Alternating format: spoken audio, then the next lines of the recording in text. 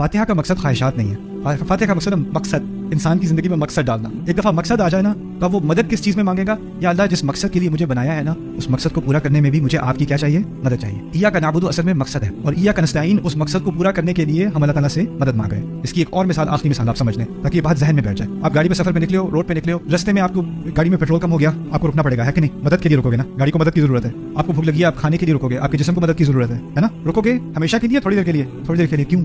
کیونکہ وہ آپ کا مقصد نہیں ہے۔ آپ کا مقصد کیا تھا؟ لاہور۔ تو آپ کو یہاں رک کے تھوڑی مدد دے کے پھر آگے چلنا ہے، اور رکنے کا بھی ایک مقصد تھا تاکہ باقی سفر پورا ہو سکے۔ ہم نے کیا کیا ہے، وہ جو سٹاپس آتے ہیں نا زندگی میں، وہی مقصد بن گئے ہیں۔ یا اللہ اور کھلا دے، اور کھلا دے، اور پیٹرول ڈال دے، اور پیٹرول ڈال دے۔ اس لیے ڈال دو بس پیٹرول بڑا اچھا لگتا ہے مجھے ادھر۔ اب آپ کا مقصد کیا بن گیا؟ اس پیٹرول اسٹیشن سے اگلے پیٹرول اسٹیشن تک جانا بس۔ اور کبھی کبھی کہنا وہ پرانا پیٹرول اسٹیشن اچھا تھا، وہیں واپس چلتے ہیں، یا اللہ وہاں دوبارہ واپس پہنچا سے۔